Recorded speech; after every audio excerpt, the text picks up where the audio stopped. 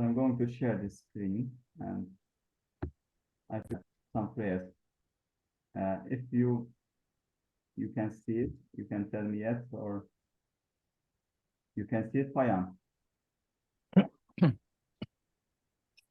It's okay? Okay. So, Payam, can you please use your power of the Baha'i and we pray together. Can you read it for me, please? Of course, of course.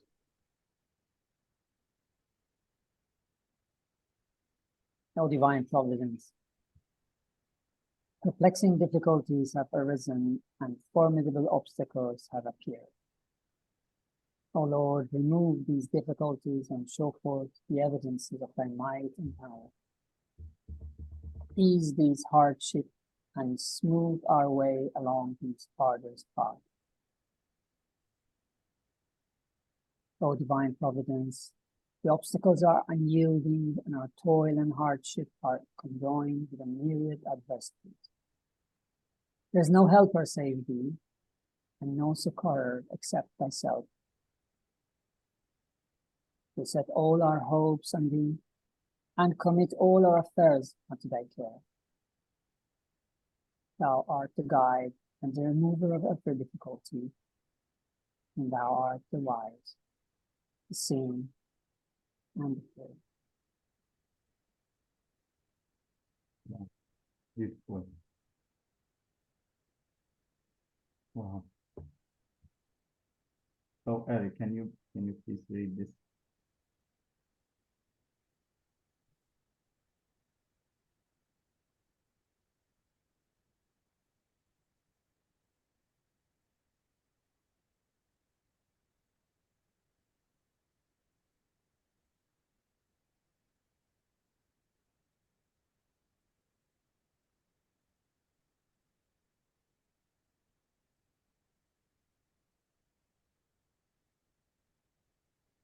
Hello, Ery. Can you read this, please? Are you able to read this? Yes. Please.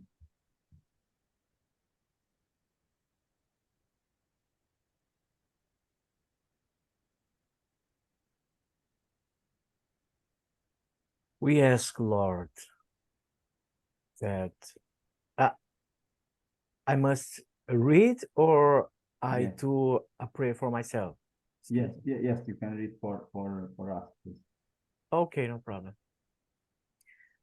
We ask, Lord, that you shower the blessing of your love and Mary for all who suffer.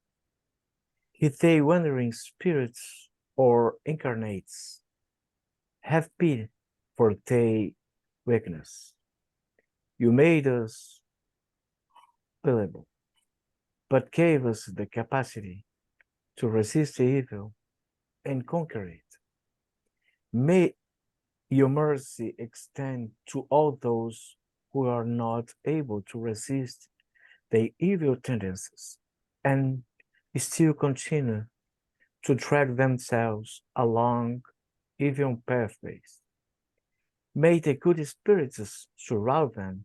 May your light shine in their eyes, and so distracted to the life-giving warmth of this light, may they come to prostrate themselves at your feet, humble, repentant, and submissive.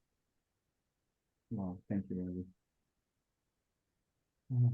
It is so right to blend these prayers, and not just begin in the controversy, because we know that there are some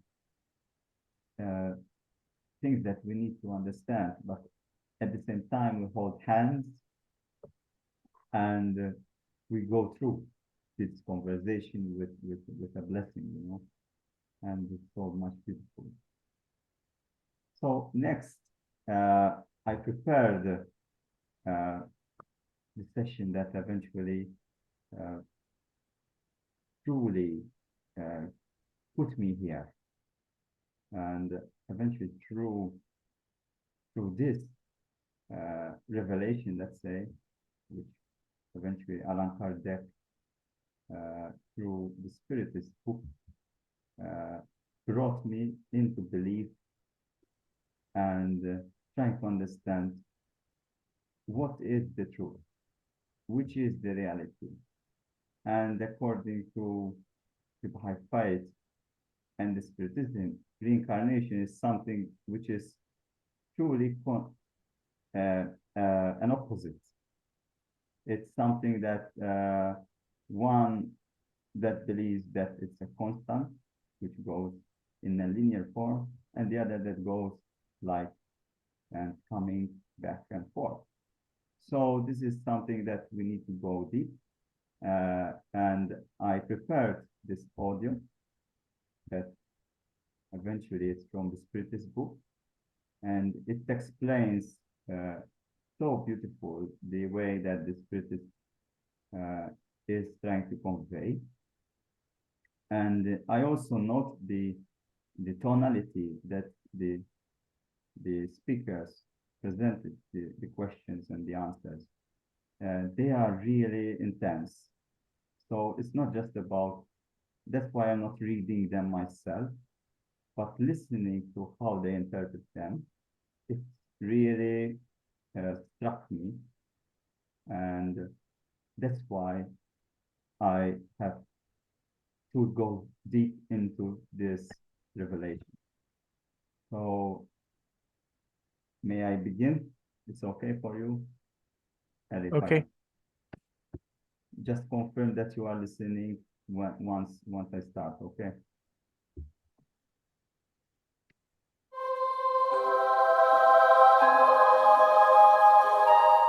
Greetings from the voice of Allan Kardec. And welcome from the voice of the spirits.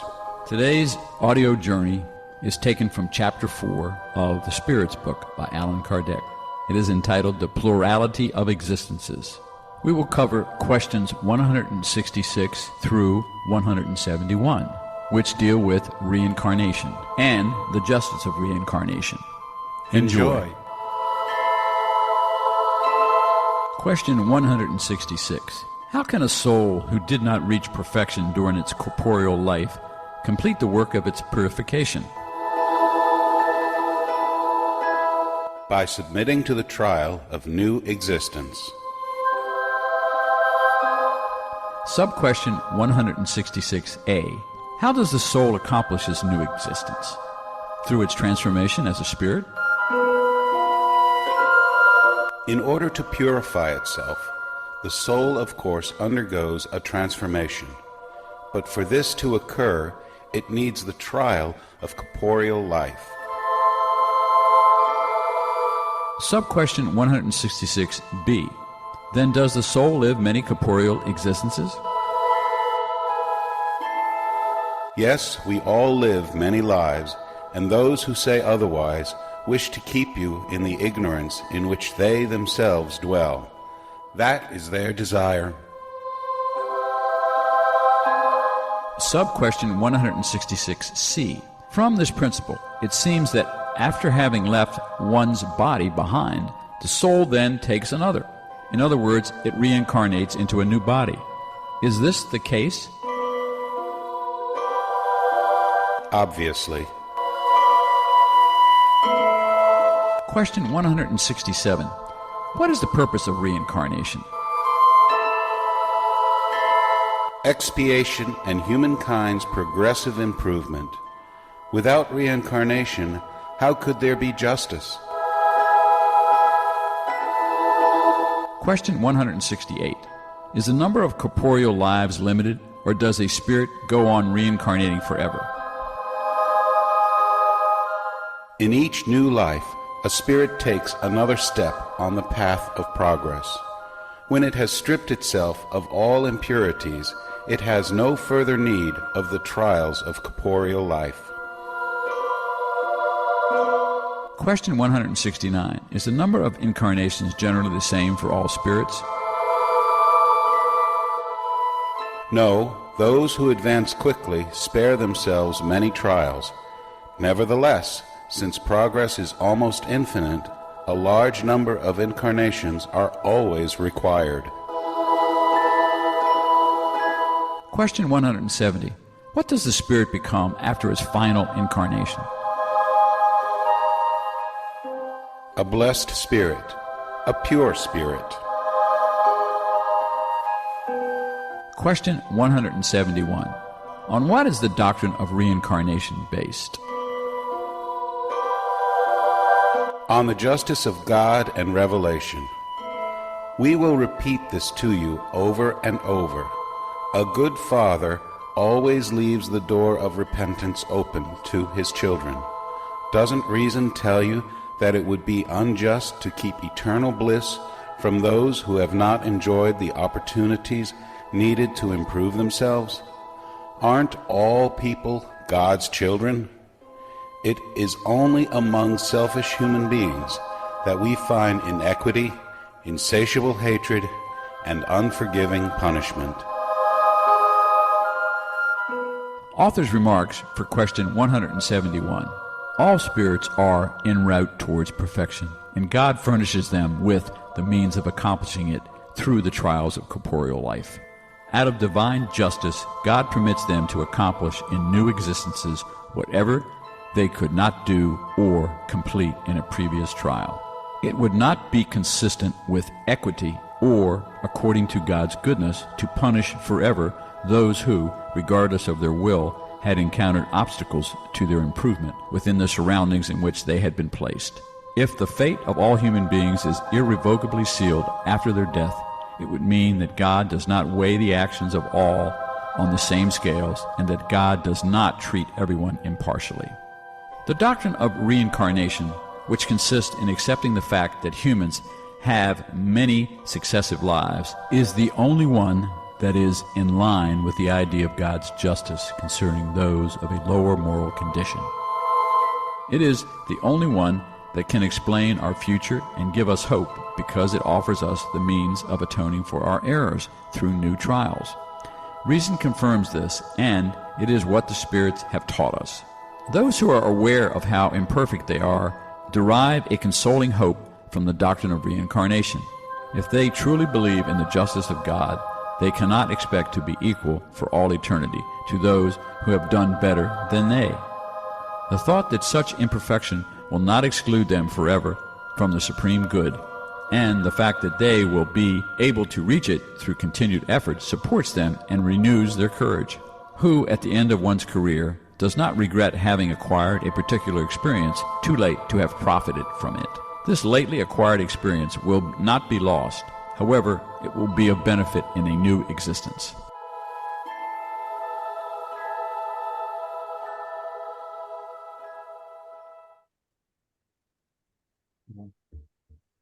And so I know that you surely have questions about this, Payam. So that's why I made from what we eventually you shared with me about the Abdul Baha someone said questions, and I made some points here about the outward is the expression of the inward, and the earth is the mirror of the kingdom. The material world corresponds to the spiritual world. So what is your idea about what we heard about the Spiritists and their conviction? So this is not a theory or an imagination. The way it's expressed, it feels truly convincing.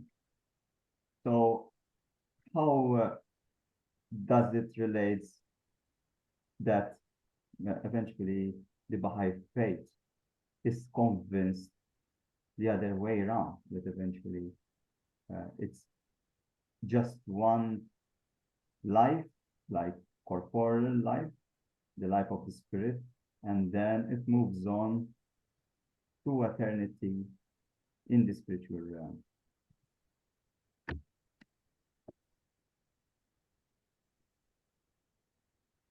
I think, Alex, that you well know the answer to this question. Obviously, now, before we say anything, I would really, really want to make this clear that I do not oppose anyone's ideas. I do not, and I do not like criticism, and I do not criticize anything.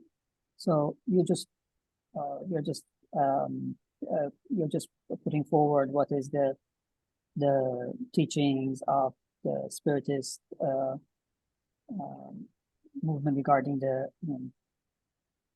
reincarnation, and from the other side, you want to also, let's say, have a look at what the Baha'i Faith says about reincarnation. And as you already said, obviously, you know that in the Baha'i worldview, reincarnation in terms of having a corporeal body happens once, but there are infinite worlds of God, which the soul goes through in order to perfect, which is, I think, is very similar to the idea of the Spiritist. Is the question of the angle which you look at it, and this is basically what it seems to be the difference in terms of understanding. From one side, you have this idea of having many corporeal lives. From the other side is like, okay, there are 9 months. Basically, the Baha'i perspective on this is this: that at the time of conception, the individual soul is creator. So the soul of each individual is created at the time of conception. And that soul, which is the animating force of the body, it is in gestation during those 9 months in the womb, in the world of the matrix. And then after, when it's ready to be able to inhabit this world, when all the organs are formed and it's ready, then it comes to this world in terms of a human being, which is independent completely.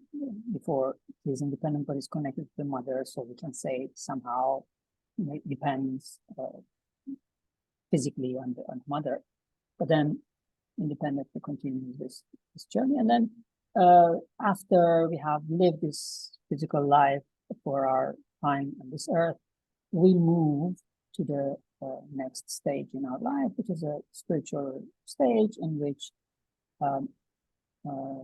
then we continue our progress there in this infinite world, which are all different. So we can say that basically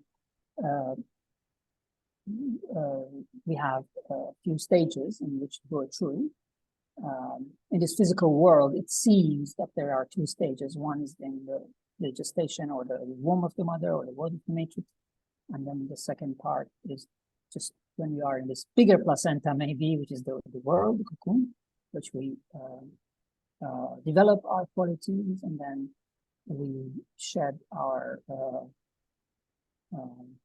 physical form, and then we continue. Because the idea of this distinction is this: that in the Baha'i world view, when you see the physical belongs to the physical, and the spiritual belongs to the spiritual. So our spirit, in a way, it's totally outside this material order, therefore needs to continue in the spiritual realm.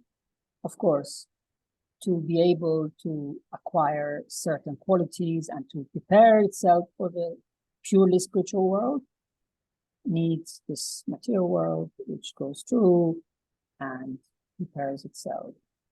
And then Abdul Baha explains that, for us, thinking that after we left this body, we come back, in a way, is thinking that the baby, once is born, wants to go back in the womb of the mother. Somehow it doesn't make sense, and because there's this individual also form, each one is different from the other. So coming back, it becomes a different person, not the same person, and then what are we talking about in terms of reincarnation? So this is how the process is seen from the Baha'i point of view. So it's very Yeah. Very linear, very simple like that, and basically. What is your point, Ery, about what Payam said? What do you think about that? Well, I'm not completely familiar with the Baha'i Faith. So, could I ask you something before this answer? Please, yes. Okay. Payam can eventually reply to you perfectly. Okay. Because the Spiritism is a synthesis of the mediumship that appears in the century 19th. Well, so when you read the Spirit's book, we are not reading Allan Kardec, especially. Allan Kardec took the synthesis of the many communications. So even today we use mediumship. We talk with the spirits, and we know that these spirits are not divinities, are not gods, are persons. They are people like ourselves. So when I have an experience by mediumship with a spirit, I'm talking with a simple person as I'm talking with you. So what the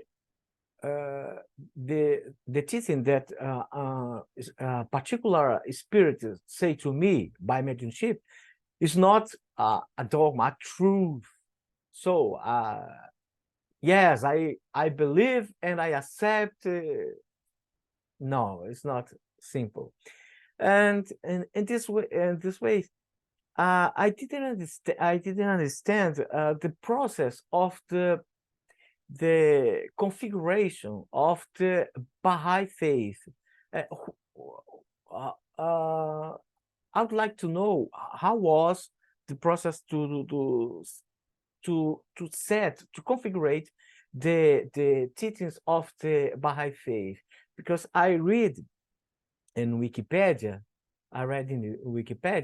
a very short history of Baha'i Faith, and I read in Portuguese, so I think maybe in the English version maybe it's more extensive, it's more clearly, but in the Portuguese version it's not clear.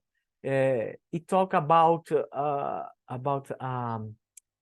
foundation, but not the process of this, because when it's interesting, because when I'm talk about the Spiritist idea, I'm talking about the general explanation for many experience, and I say I am Spiritist not because I follow Allan Kardec, but because I see these teachings, and I think about, and I took to myself, yes, it's logical, it makes sense, so I'm Spiritist. But maybe in this, even in the Spirit's books, I have many questions about some things. So I say yes, but I'm not completely convinced. But the principles, yes, I think. I say I know, I understand. It's not. It's a little different to I believe. I believe it's more passive.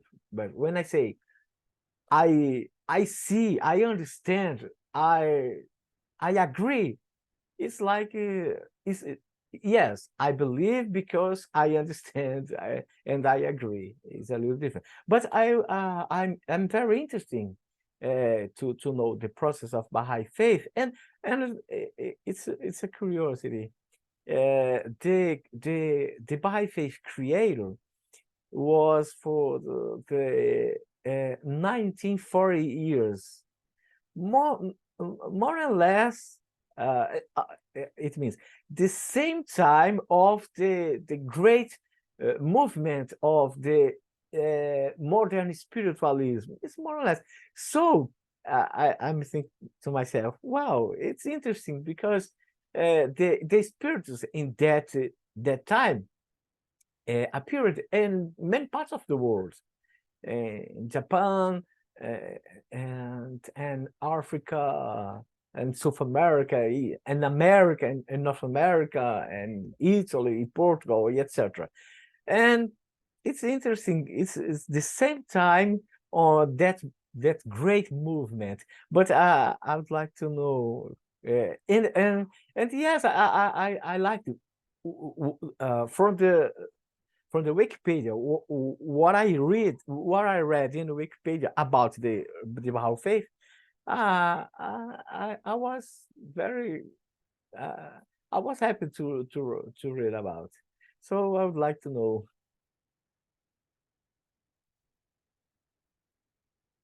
Please, Payam. Of course, sure.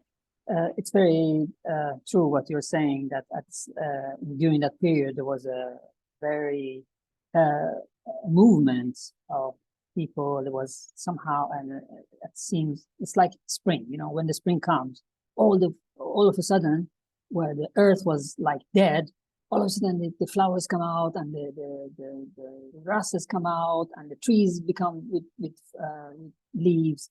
So it seems that what was dormant, it becomes now actual. So this was the period that you're describing. That period is the period in which, and what I understand from what are the Baha'i writings is this, that every time in the history of mankind, a manifestation of God comes, releases into the world some spiritual energy, which is like springtime.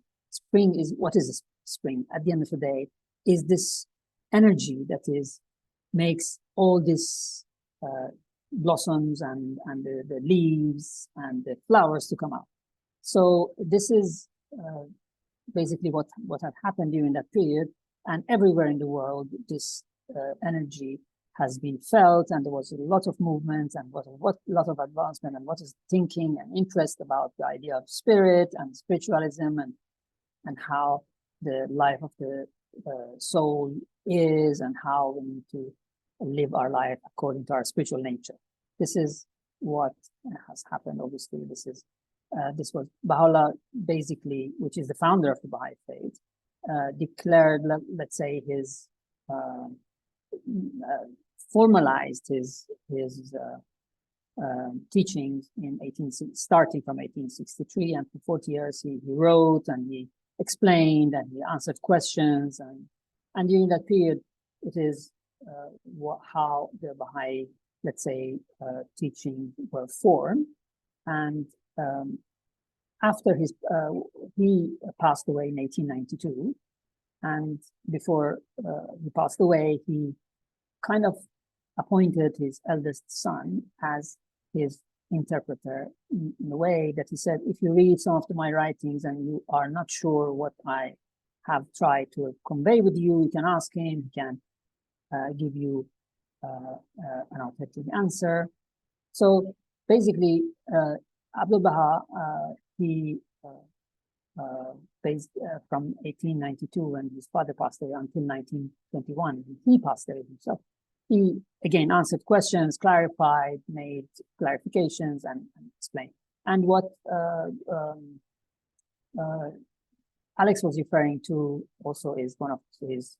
They asked him the question about this idea of reincarnation, and he explained what is his father's view on this, and this is what basically I've learned. And I agree with you. Also, what you were saying. There cannot be a passive belief, because we have been given a mind and we need to use it. We cannot just accept things. We need to think about things and we need to rationally accept it. And because, as you said, you know, it is, I need to think about it. And is this the same thing with me? I read the writings of the Baha'u'llah or the Baha'i writings, And sometimes I think, oh, okay, I need to think about this. I'm not understanding properly. Let me think, let me try to understand it better. Let me see what is it trying to convey. Obviously, I don't have a complete understanding of all the writings, but some understanding of it. So it is always the discovery of more, and questions needs to be answered. And then, of course, you know that in our life, we also grow, and our capacity to understand and to discover and to hold information and knowledge increases. So the same thing that before to me was meaning something of sorts, now it is that plus something else if I understood now, for example. So of course it is a process, this, so which I'm going through, and I think that this is actually our destiny, to go through this process of learning more and more and more and more further. I hope that was the answer to your question. If I haven't answered, please. I will be So, one more question, please. So, like I understood about Baha'i Faith, so the Baha'i Faith synthesis was set for the Baha'i, the father, after the son, the Baha'i sons. Exactly. Yeah. Mm-hmm. And about today,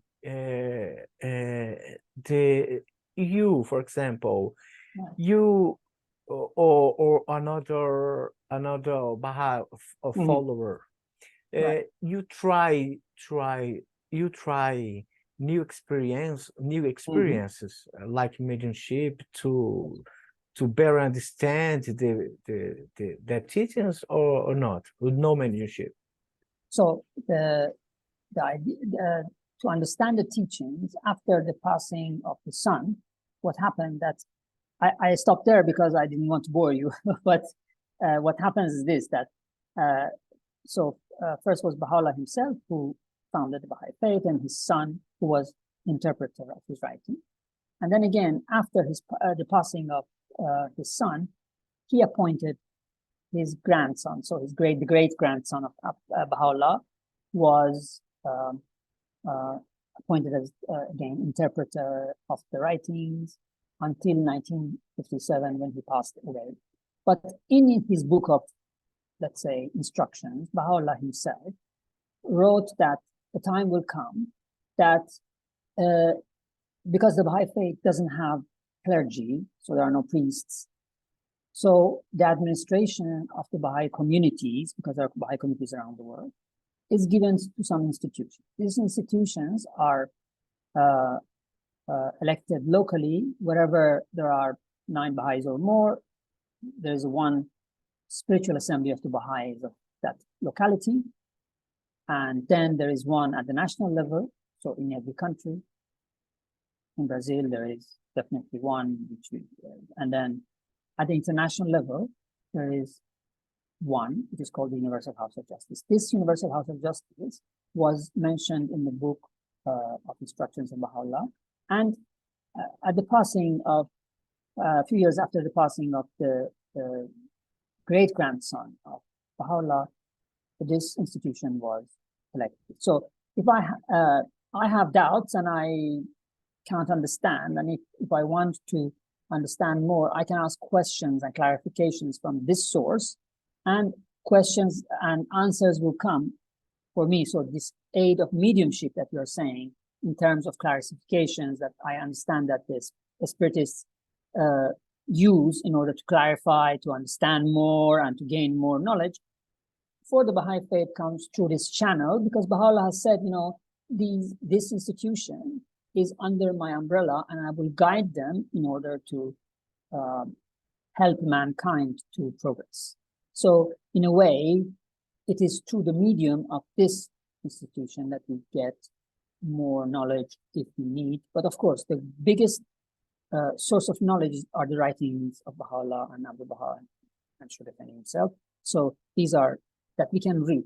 And actually, it's very interesting because by applying these teachings in our daily life that we discover actually what they mean and what are the implications and how we need to do it, because just by reading them, it would be just a mere understanding of the words. But to understand the true spirit, they need to be lived and they need to be applied as any teaching. So there's, this is the way, if I understood correctly your question. May I, you have another question, or I can speak something that I meditated already? No, okay. You had I catch it. I know you have many questions, but I try to shorten up a bit, because I am also a person who is scientific and logical. And when Payam was explaining about the season has come, the spring has come, so the flowers can bloom, right? And in that moment, I envision an era is coming. So it's like the people are yearning for a liberator. We need a liberator, and it's the same that I envision again Martin Luther King for civil rights, and eventually this is what happens also with the Baha'i Faith.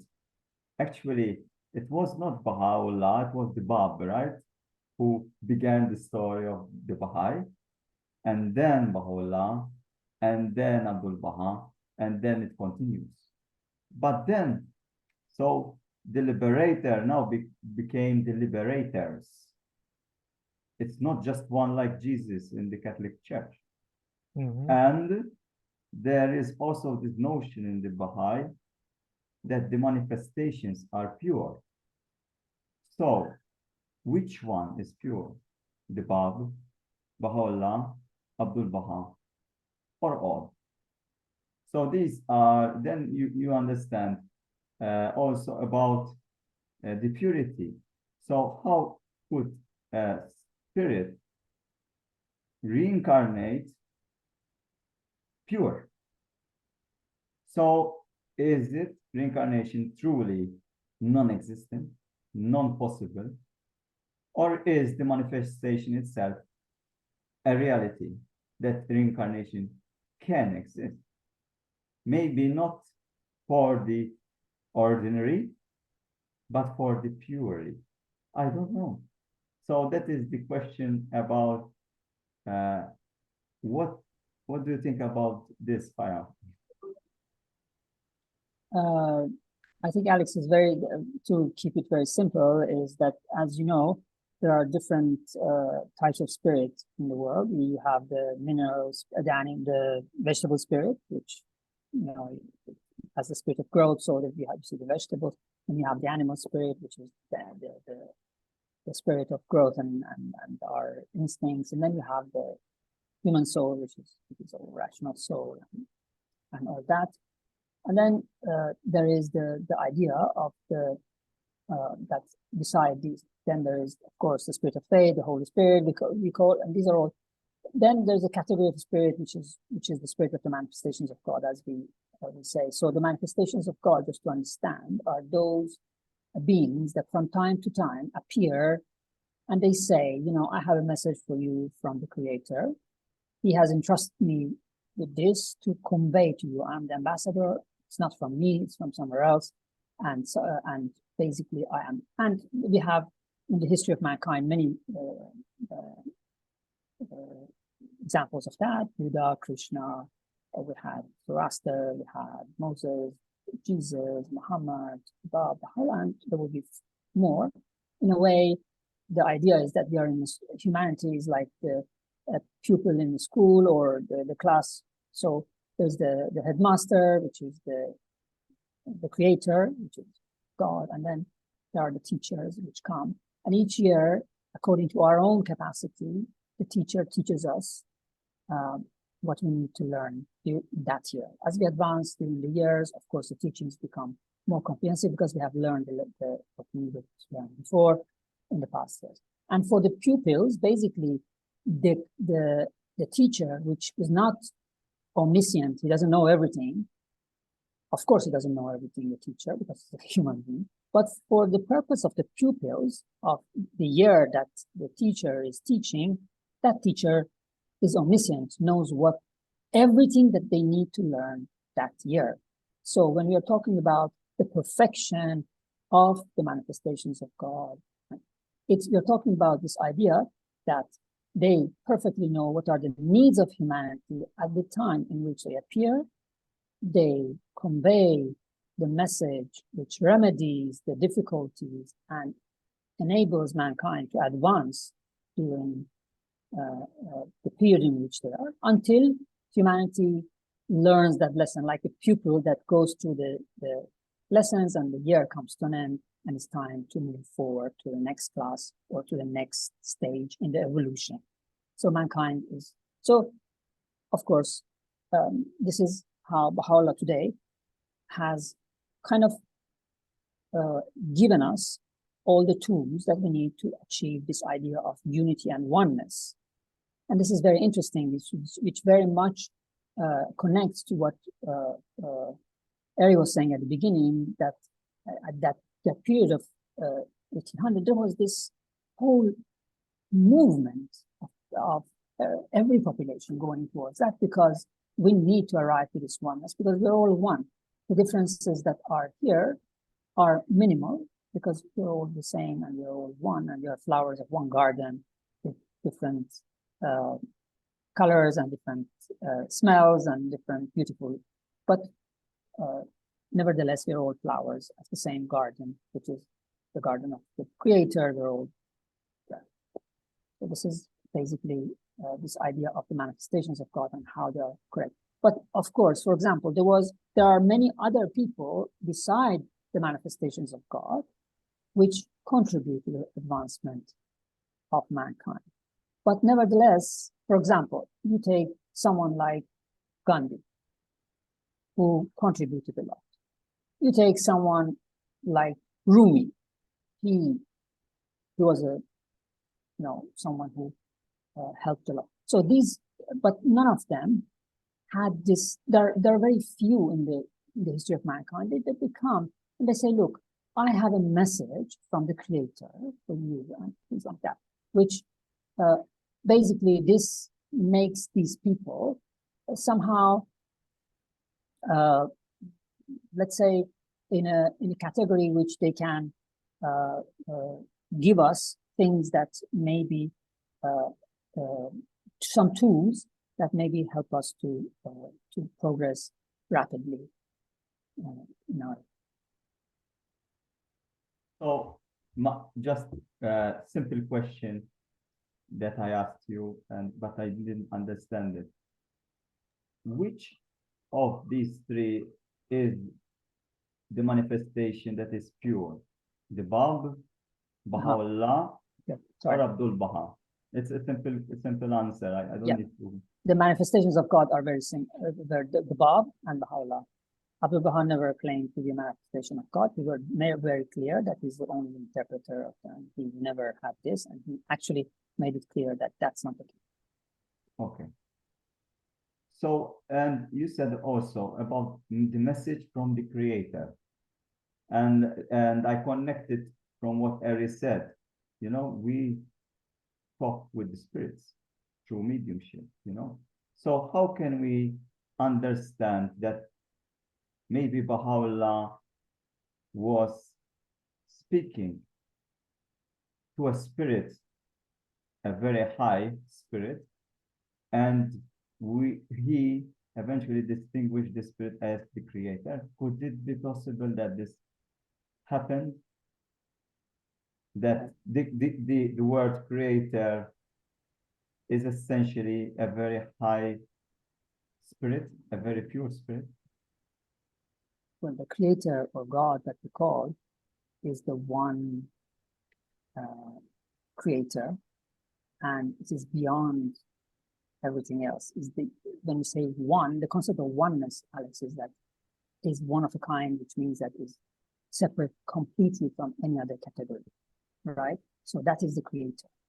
So Baha'u'llah, the Bab, Jesus, Moses, all the manifestations of God belong to a different category. The category of the creator is just one, and it is the creator. What do you think, Ery, about this? I would like to understand better, but because as I understood, the Baha'i Faith believe in a third category of beings. One is God, first of all. Second, the humanity, and third is special beings. So like angels for the Catholic, isn't it? The angels are those purified souls, or there are different, but this is a different, yeah, there's a different category. Yes, the answer is yes, there's a different category. So the intermediate category. So what happens is that there's there's God, right? So it is the creator. So that's one category, one. So it's there. Then we have humanity. The unique. So the unique. That's right.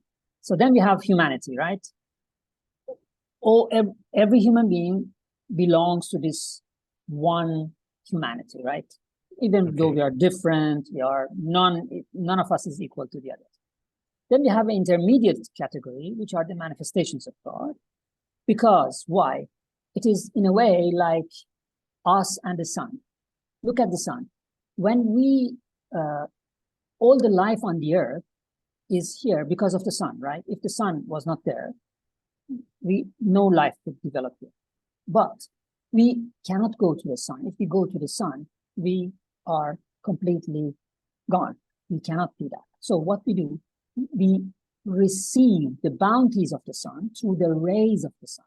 So this is the third category that we are talking about. So we have the manifestations of God are these rays of the sun, which bring all the benefits of the sun, but they're not the sun, because the sun is one and indivisible and only, so it's a different category. Yes.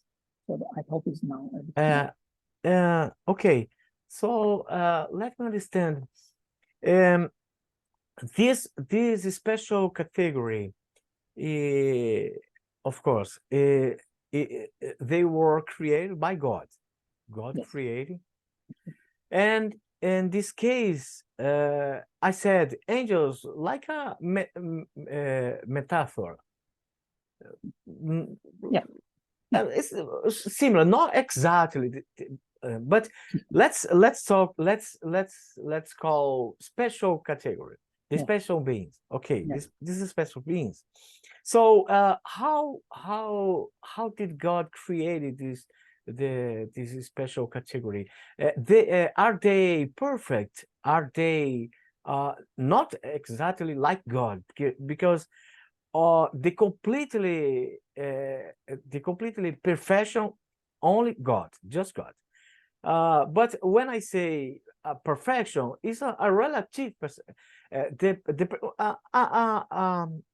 a level below the great perfection, because God is.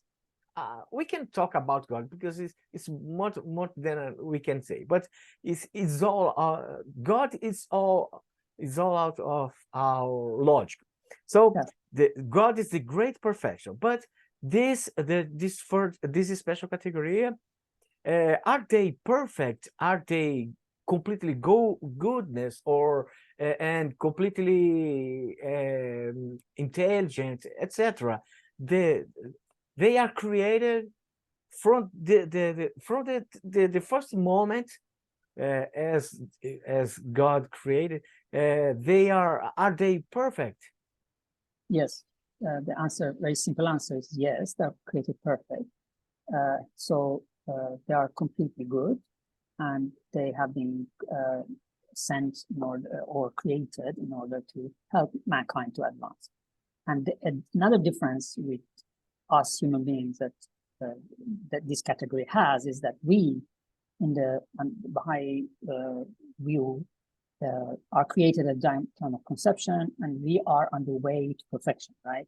So we are becoming more, we are developing, right?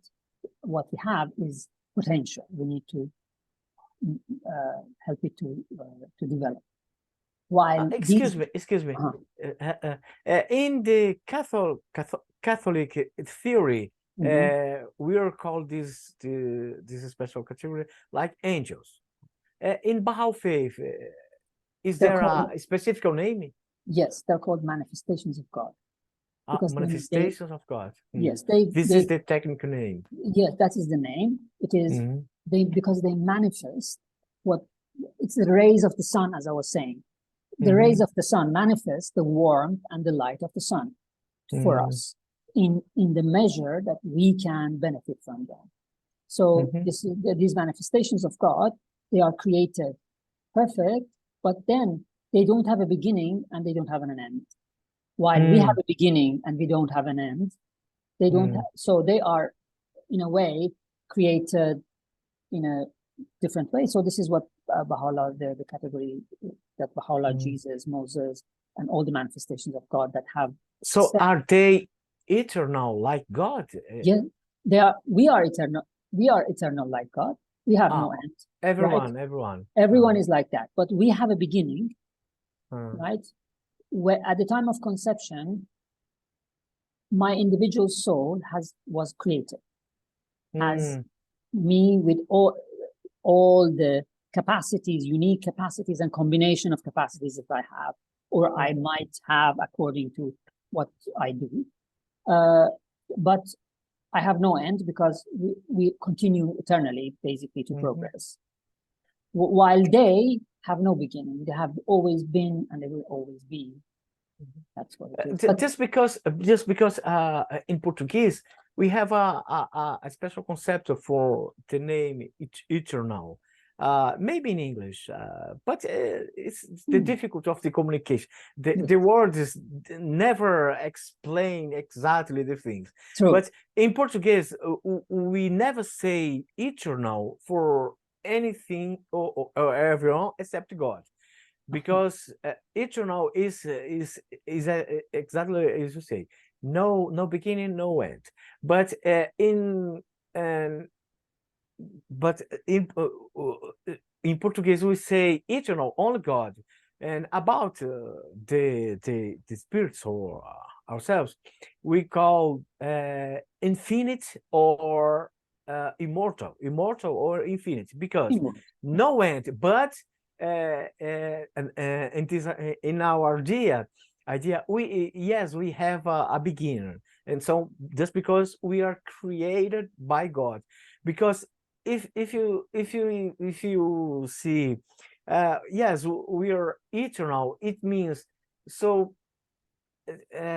we lost in this case the connection of the creator, because in our conception, our idea is, yes, we need to have a beginning, just because we must understand that God created us.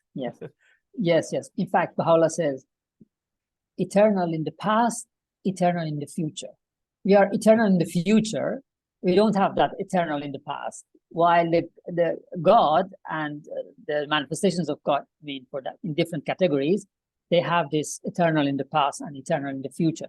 But I understand what you're saying. Yes.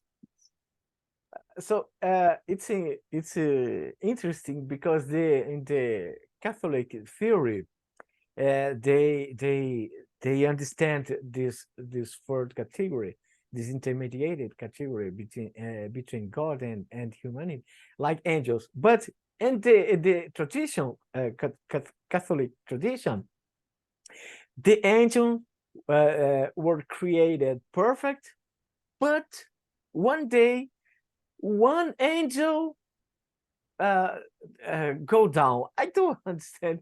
It doesn't make sense. But I respect, obviously. Sure. Yes, but I can't understand. It doesn't make sense, because if one is perfect, So it's perfect. It's no possibility to fall uh, to down it's not perfect, but this is the traditional. Well, is it possible? It's possible. This intermediate category. I admit the possibility, but uh, uh, I think it's more logical the spiritist theory, because one thing, the spirits who communicates with us say that we need to achieve the perfection, not the great perfection, but the perfection. We need merit, the merit, and so if one being, a special being, was created or appear, I don't see exactly the word, but if God was created a perfect one, we can see in this case the merit of this person, but because it's the merit to achieve the profession who put us in the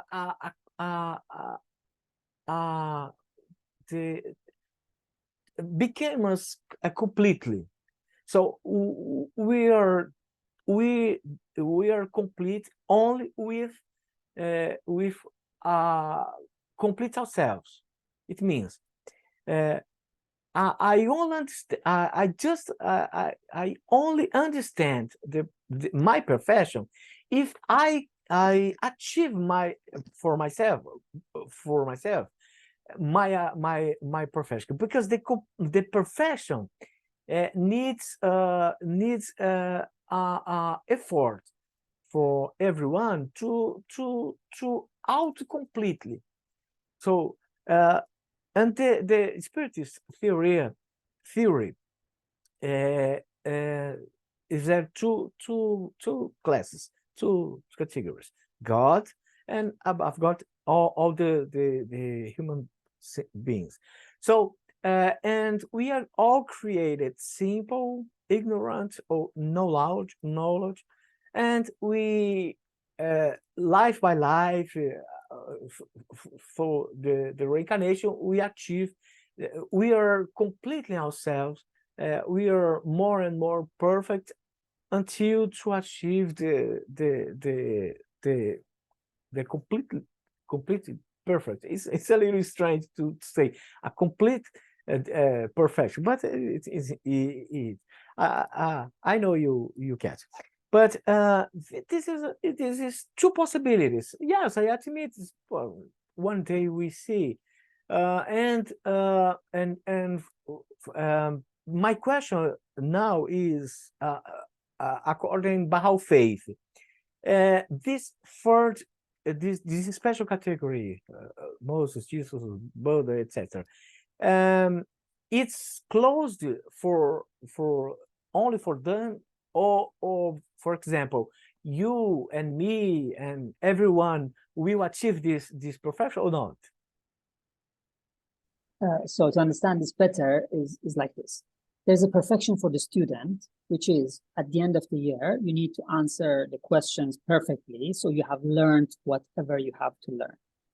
But for the teacher, the perfection is not to answer to the questions because of the exam that the student is going, because the teacher is already perfect from that point of view. The teacher has other perfections. So, and no matter, so this is the two different types of perfection that we are talking about. So they are not opposite each other. There are different types of perfection that we are. So we are on the way to perfection. They were created perfect, but their role is to educate.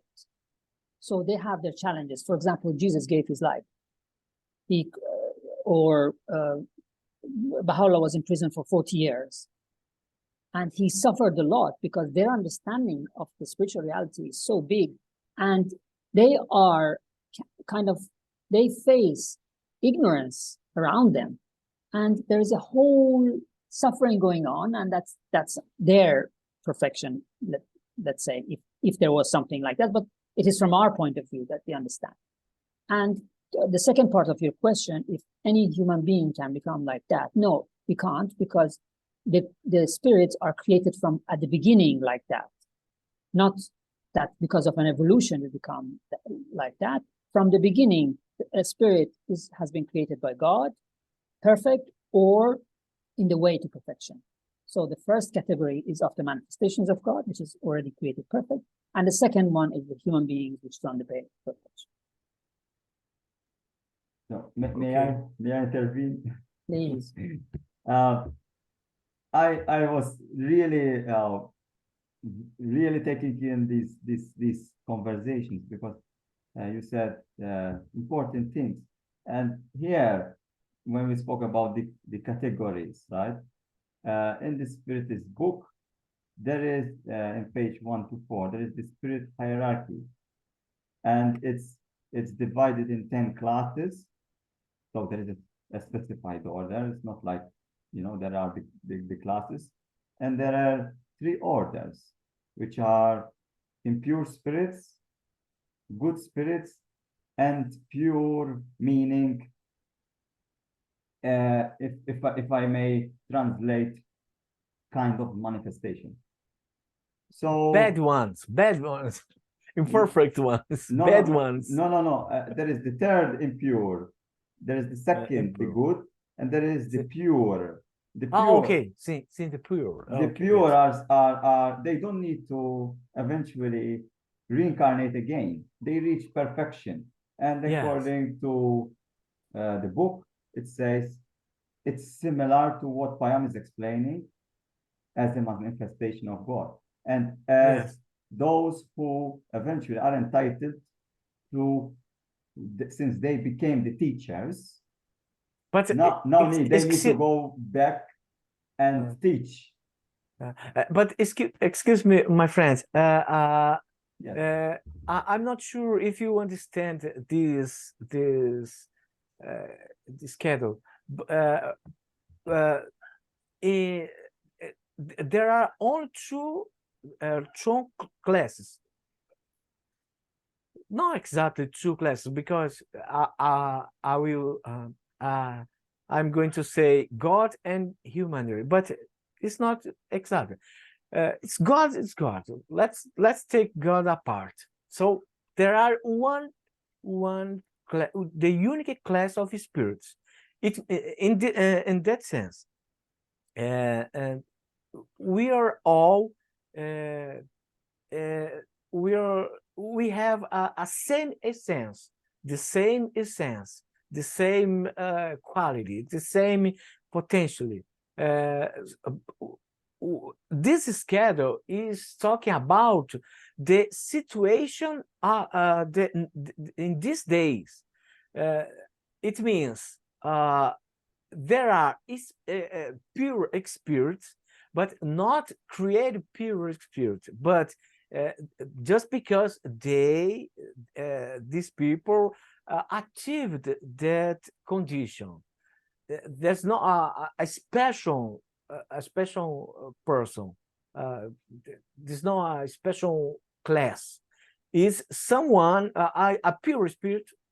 A pure spirit is someone who achieved this condition, and one day you and me and everyone will achieve this class. Do you understand? Yes, absolutely. I agree. No, it's not. Alex. It's not. How can I say? It's a different category.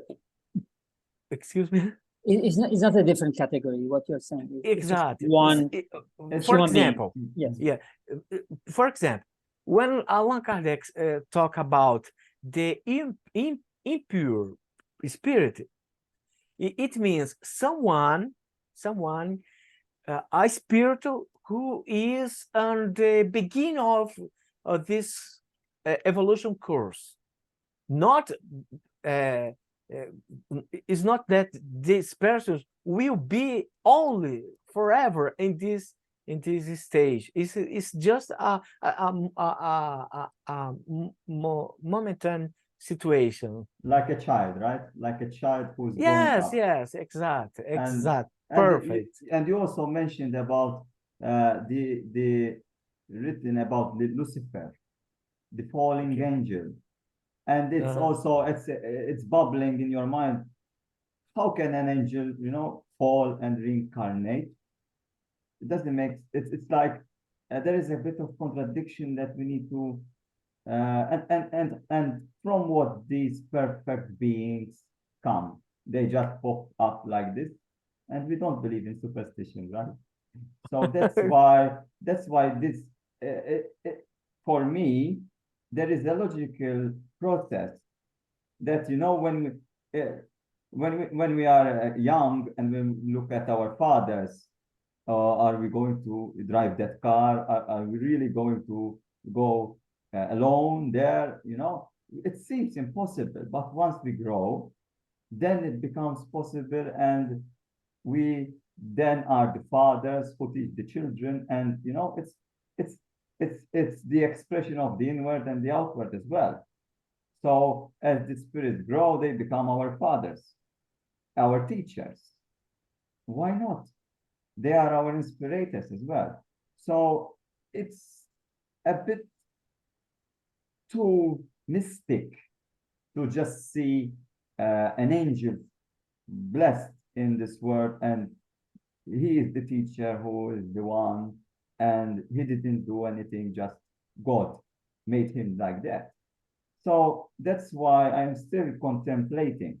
But let's say the Baha'i, eventually, the Baha'i idea is the right way, and we live only one life, one corporeal life, and then we go on. What are the trials and tribulations beyond? Because we know here on earth it's made of suffering, and that is not something that we want to be. That is work. But what kind of work is there? How can we progress there? Should we just say, okay, we don't need to take care of that. We need to take care of here. But it's illogical for us to understand what can we do if we are invisible. We have like this fluidic body that eventually can go beyond the universe, you know, everywhere in the universe. What is the point of being there? And I believe that through the Spiritist book, which is eventually expressing through the experience that the people who are there, it's like I say to Ery, how is there in Brazil? You know, I never went to Brazil, but I am curious. And he's telling me, you know, there are special trees here, and you never saw, you should come, you know. But how can I deny that? Because eventually Harry is there, is saying the truth. What he's seeing is seeing there. So how can I deny someone who is beyond the corporeal life? Okay, maybe there are orders of spirits, that there are those childish spirits that eventually they are trying to, like the child, I have a 5-year-old daughter who say the opposite, you know, and try to be frivolous. And I'm sure there are even spirits like that. And we call them devils sometimes, you know. But eventually, these are child spirits. They need to progress. But is it more logical that we need to progress in this? But let me ask you that just this, Payam. What are the trials in the spiritual realm according to the Baha'i Faith? Alex, you are asking a question that in your own admission I know. is unthinkable. How can I answer you something that you are talking about? I mean, we are in Malta and Ery is in Brazil and my other friend is in Italy, but we live on this land, we breathe the same air and we have the same needs. The idea of the spirit is the spirit is totally outside this physical world. So when you're talking about the universe and ethereal body, please don't apply, Alex. You're trying to convey an idea which, because we don't know exactly how it is, we try with the words, as Ery was saying at the beginning, the words are not really describing what the whole concept is, but we try. So you are telling, for example, oh, we have a ethereal and we can go to the universe. It's not the case, because to be going to the universe, we need a physical body, because the universe is a physical reality. So the physical reality is not only the earth, it's the whole physical creation with all the universe and all the other things. Now, our spirit is totally outside this category and this matter. So the world of the spirit that we're talking about is totally beyond our understanding right now because of our limitations, because of our experience. So whatever we say, Alex, it would be somehow. So I don't know what the answer to your question, because I have no knowledge of that. What can I say is that it's not completely true that we are beyond the spirit, I mean, because the spirit is not visible. It doesn't mean it doesn't exist, like the body of the spirit. The existence of something depends, not the question of... Kardec mentions the perispirit. The perispirit is like the fluidic body that it's invisible to our eyes, but eventually it's another kind of that shell. No, that, no. That, is it material? The spirit, is it material or not, Alex? This is a very simple question. It is not. If you're talking about it, so Allan Kardec is trying to put a very difficult and out of the ordinary concept into words. That's why it's coming out. But we don't need to take it that literally. If we take it literally, then it becomes a bit complicated. Like what we were saying before, an angel that is created, if it falls down, we are therefore we need to admit that God is not perfect, because what has created was not perfect from the beginning. Exactly. It doesn't make sense. Everything, Alex, has a key to read it. The Bible, for example, has a key. The Bible is a metaphor. It's trying to tell a story to convey the principle behind the story. If I take the story literally, I mislead myself. So please don't take the words of Allan Kardec or anyone else literally, because then we misled ourselves. So our spirit is totally beyond this material. So whatever description me and you and anyone else give it to it, it would be a material stuff. I have a question for Ery through Abdul Baha, and he said, it would be better if God prolonged the life of the spirit in the material world until it had acquired the perfections and the graces. It then would not be necessary for it to taste the cup of death or to acquire a second life. So, to make it summary, is why we would not live 1,000 years and eventually we succeed beyond.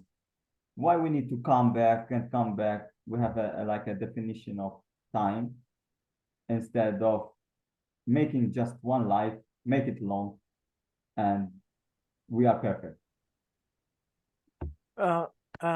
Can you put this text on the screen, please? Yes, you took out a piece of it, so it doesn't make sense. You need to read the whole thing to understand what it's saying.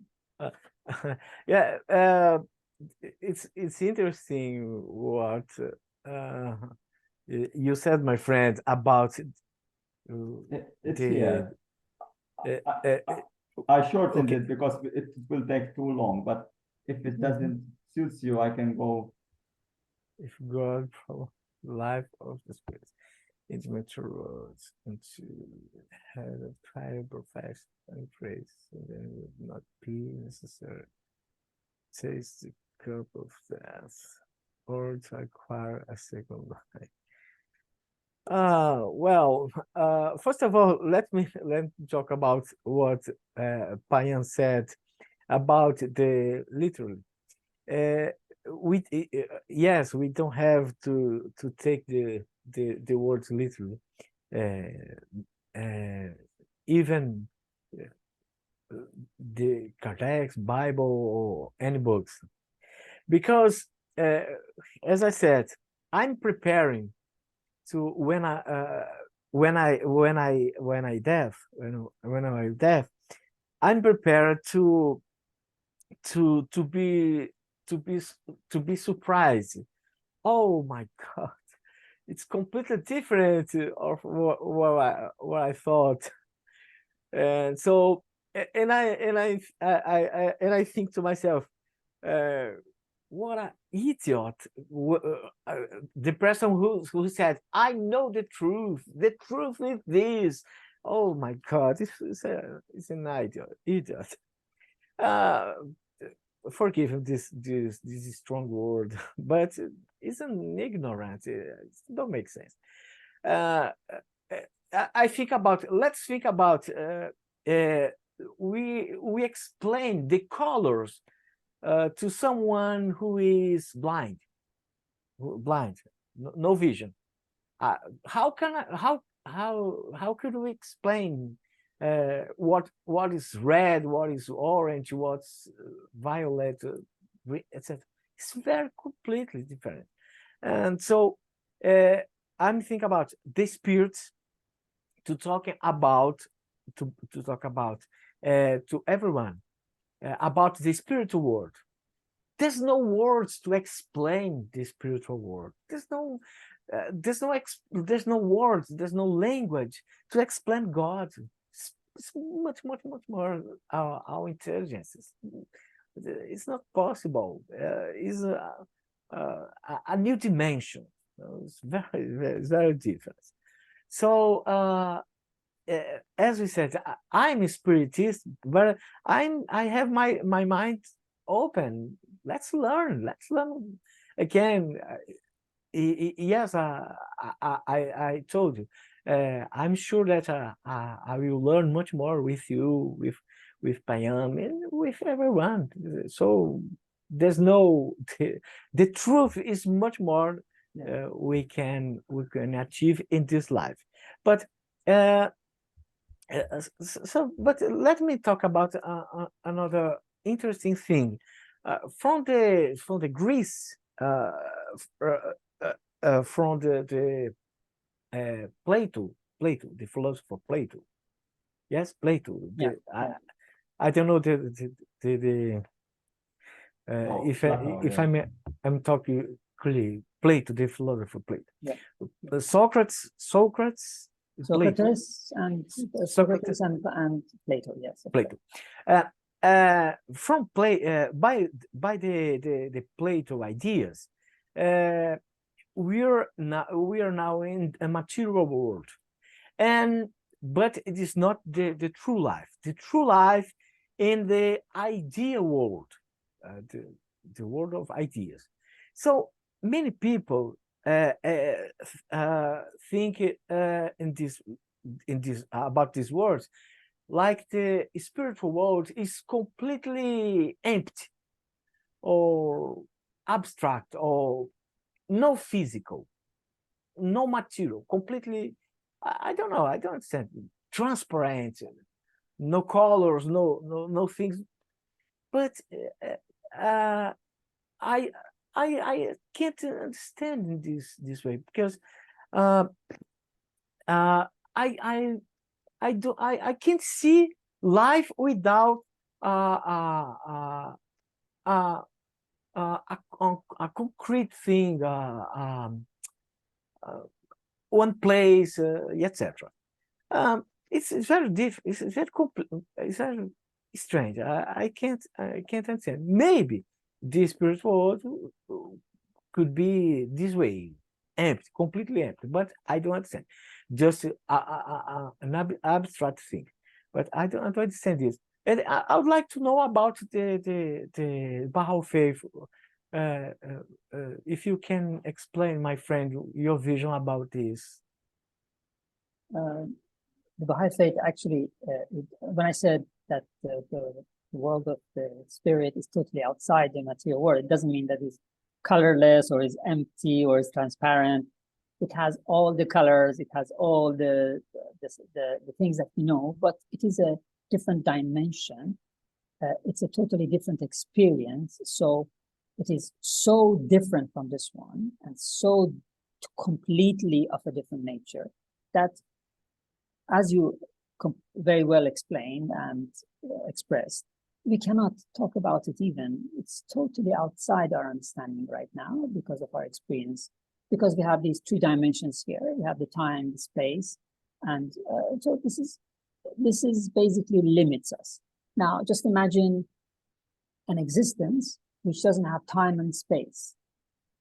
For me, when I start meditating about that, I need to unlearn whatever I have learned in this material world, because this material world is all about time and space, right? So how can I be outside the time? Then what happens to this and what happens to that? But nevertheless, it's like to a baby in the womb of the mother. You say, you know, you will walk 2 kilometers and go from one place to the other, and says, what are you talking about? You know, it's the same story. Perfect. Great, great. May I intervene? You know, but let me say something about. Yes, I really like your comparison, my friend, about the baby and the man. Yes, because, for example, if God were creators like fish under the sea, and someone tell us, wow, there's a world outside the sea, outside the water. No, my friend, it's impossible.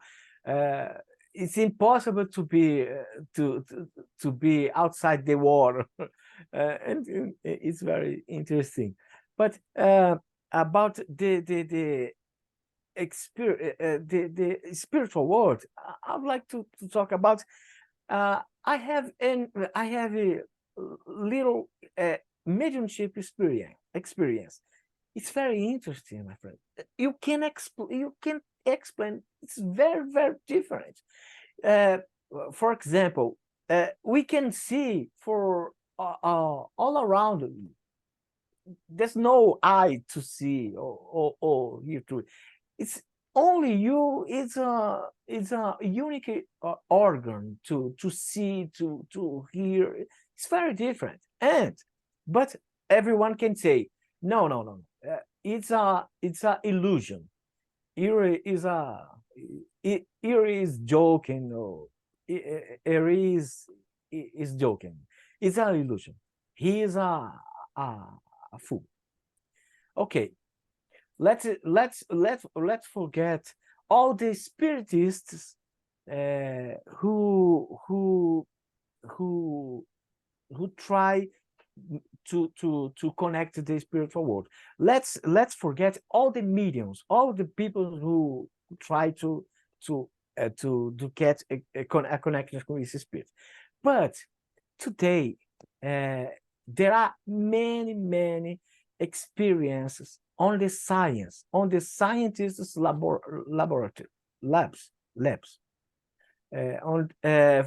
and with people who never wants to have any experience. And you probably know the history of people who died and returned to this life, and they describe their experiences outside the body, connecting new places, new dimensions, new worlds, new universes. Talk with talking to another people, but not people. It's very completely different. Someone say, yes, I talk with to angels, or others say, I talk to spirits, uh, but it's very completely different. So there are many experiences. For example, people who remind the old lives, old reincarnations. Yeah, you probably know these experiences. An American, in truth, is Canadian. Canadian doctor Ian Stevenson. Do you know about Ian Stevenson? Ian Stevenson is a Canadian doctor who lived in the United States, and he's a medical, and he's a professor of medicine in the United States. It's a science one, a science man. Excuse me, a science man. There's no faith, no religion, no spirituality. No, it was a simple scientist man, but he starts to receive special cases of people who died and returned to life. And another cases, a child who remind people, child remember all place, and so he wants to investigate it, to research this case, and he wrote a book, an interesting book called 100 case. I don't know exactly, but 100 cases of reincarnation, of suggestive reincarnation. He used the word suggestive. It's not concrete. Do you know suggestive? Subjective, right? Subjective. Yes.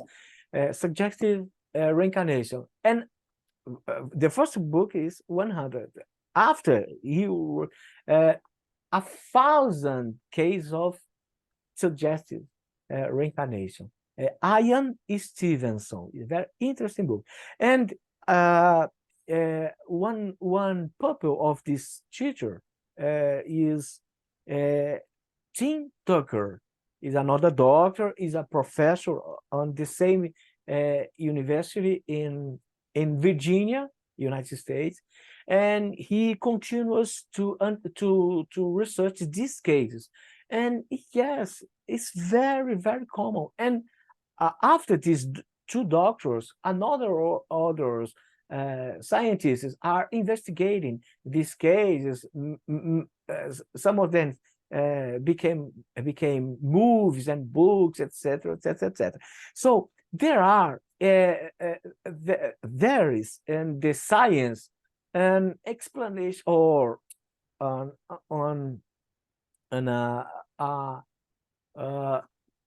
is a documentation about very interesting experiences who is according our thoughts, according to the Spiritist thoughts about the life after this material world. And it's not immaterial, completely immaterial. It's not subjective, it's not empty. There are many dimensions, physical dimensions, but in another structure, not exactly this way, bone and blood. No, it's completely different. But yes, the experiences say that there are a material world, but another.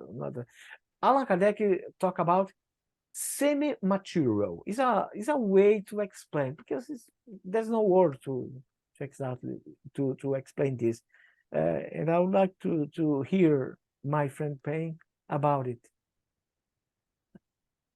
The idea of the world of spirit, which is, for example, one of the interesting things that the Baha'i writings talk about is that when we truly love someone in this world, like our father, our mother, our spouse, or children, or friends, or whatever, we will find them there. So the association continues if they have passed already.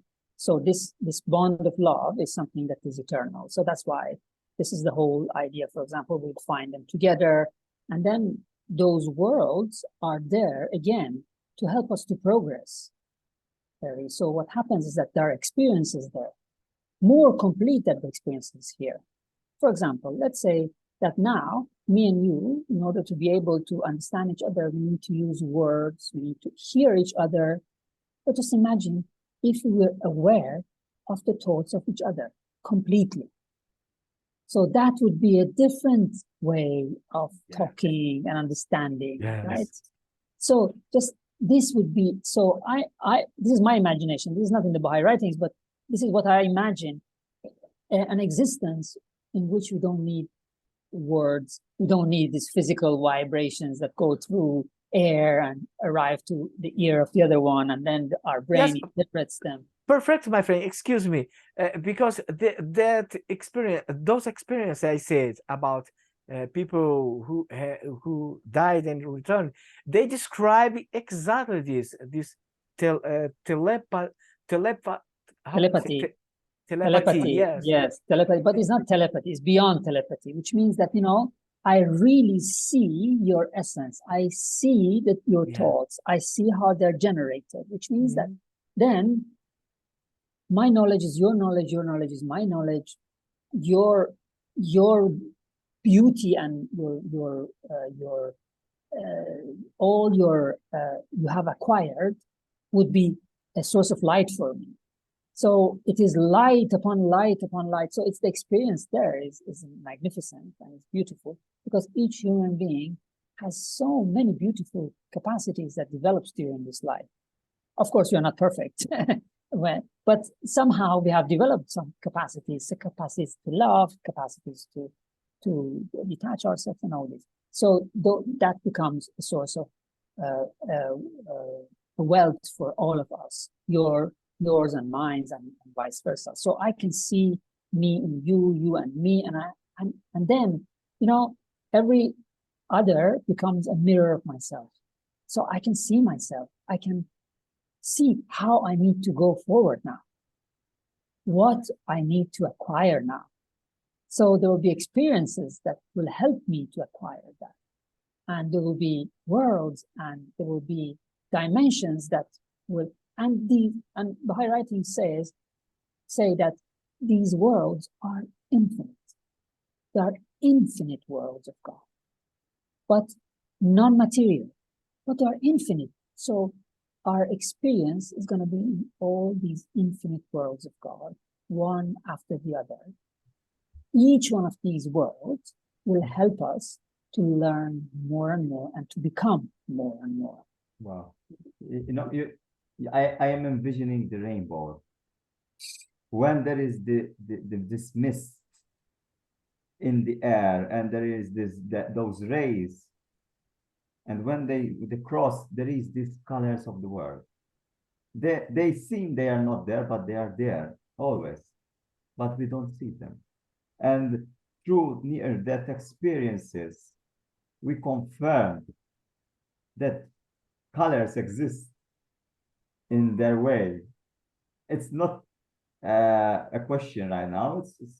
It's a confirmation, because there are others, not just one. Renee, you know, Payam, it's one of them. It's a beautiful experience.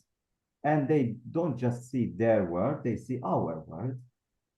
She explains clearly what was happening beyond her corporeal body. So this is something that is truly a revelation, even though she's not a manifestation, right? And when I think about the science-man that you explained, one day I saw a documentary about a boy who said he was eventually a soldier in the Second World War, and he died from a crash plane. And the crew, who were his friends, they were still alive. and he went to meet them as a boy and shook their hand.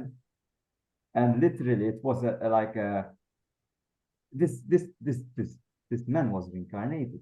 But then there is this notion: could it be that the spirit was so influencing the boy that he seemed that he was the man, but eventually he wasn't? It was through a thought, through a very clear thought that the spirit had.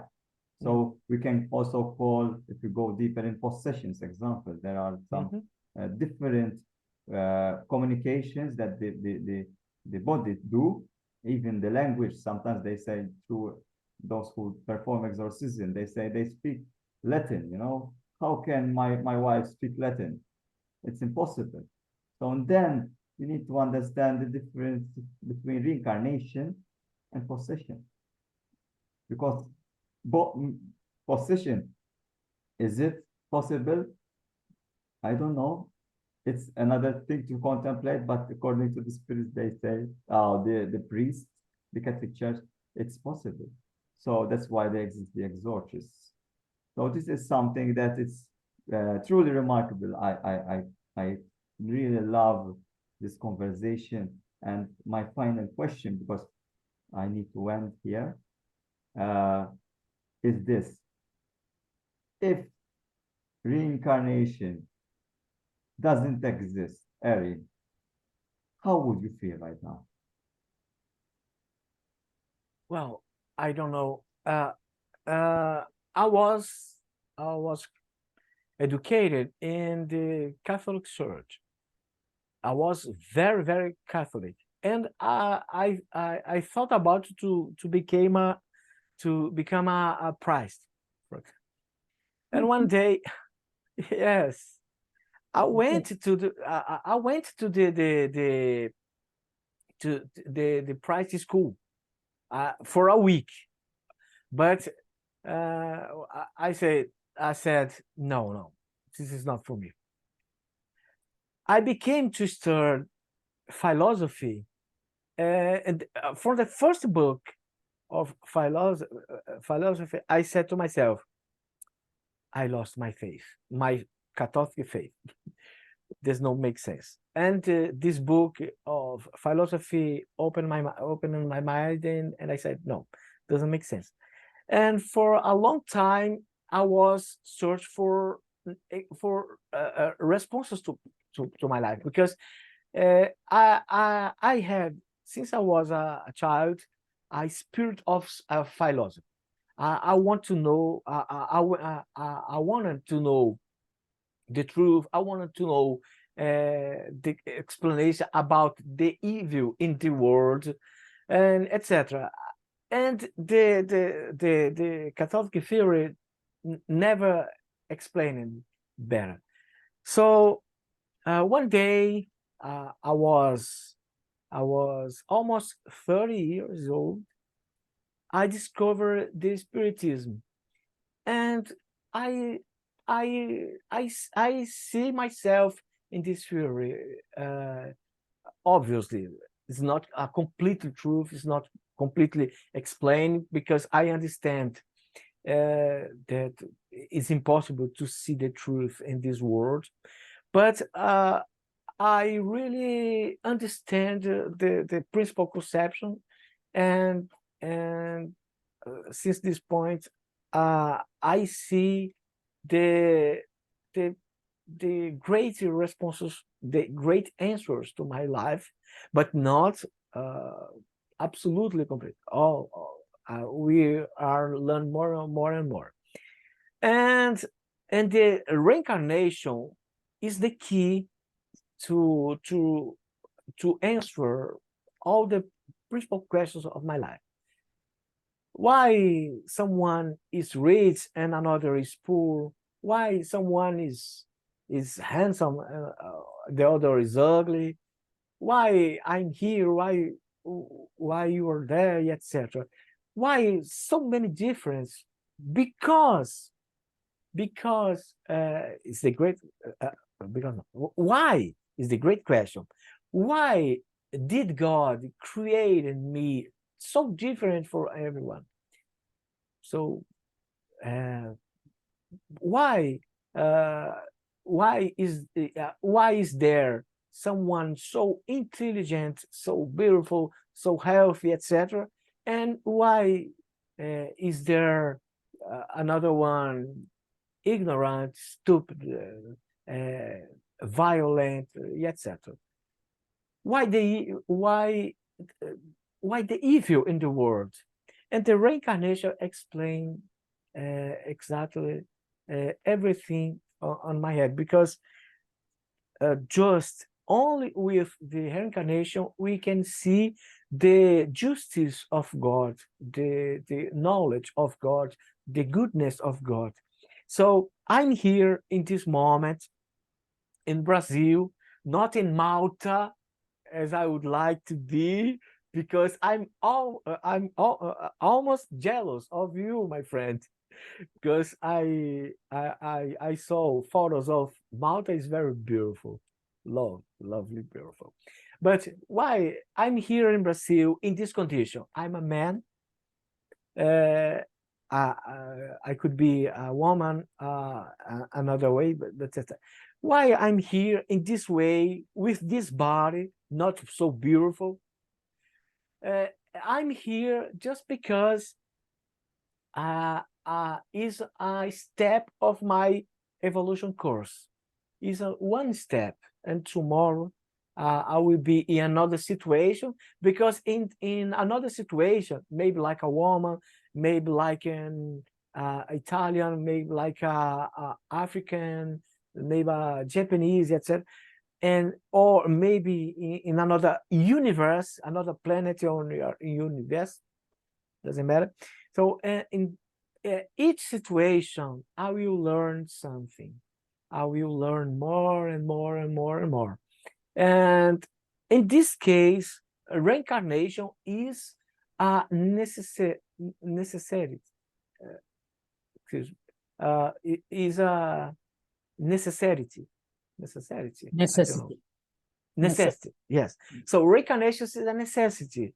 Is a class by class in a school. One class, another class, another class.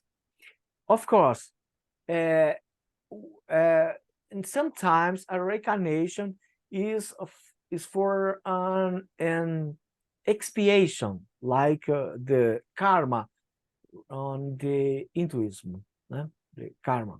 Do you know karma? Yes. I don't. Yeah. Okay. As I said, my English is not good. No, it's So, very good, very good. and so sometimes I need to repair, I need to redo the bad things, as I said in the last life. And in this case, it's not for punition, on just a punition, because the classical punition is I will do like a Avengers. I will do with you what we did. It's not the classical punition. It's a punition, but a punition, the pain is a punition for education. Yes, you need to suffer because you need to understand the consequence of the evil that you did before. So I need to be punished in this case, not for avenger, but like a lesson, like this is expiation. Is a little different of punition. So Kardec speaks about expiation. So sometimes, for example, someone who committed a suicide needs to reborn in bad conditions to understand what is life, the value of life, and in this case is there is an interesting thing, because about Spiritism, we have outside this physical body, we have a spiritual body, and when I am reincarnated in this world, if I do something bad with myself, with my body, for example, if I shot my head, yes, I will die in this world, and my spiritual body will be danificated, will be damaged, had a damage. Damage. Damage. So I will do a damage in my spiritual body, and this spiritual body can transfer for my new reincarnation these occurrences, because according to science, a baby is a contribute of the father and the mother. Is for the father's gene and the mother's gene, but there's a third occurrence and to form the new baby, the new body is the spiritual body. So in Spiritism, we call this the spiritual body is like perispirit. So so there are three elements to compose the new body, the baby, the gene of the father, the gene of the mother, and the perispirit. Three can form, and just because sometimes a beautiful and healthy man with a beautiful and healthy woman, from this these two peoples will born a baby who is in bad conditions in his spirit. Yes, one second. Yeah. Thank you, Ery, for explaining this. And and you said so many beautiful things. And I myself study about the physical ailments, and when I study about, for example, the digestive system, why we have problem with our digestion. Usually, it becomes from emotional sickness. It's the same like I am shy, on the stage, and I feel butterflies.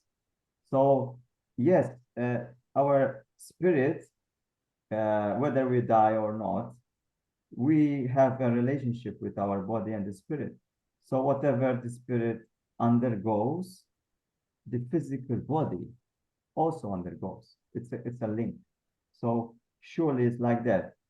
What I was meditating while you were saying is that, if I put the same question to me, if reincarnation doesn't exist, and I go there, there is this guy, and maybe I don't know who is.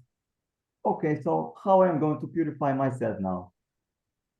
So I cannot reincarnate. How am I going to purify myself? So this, I don't know. We don't know, right?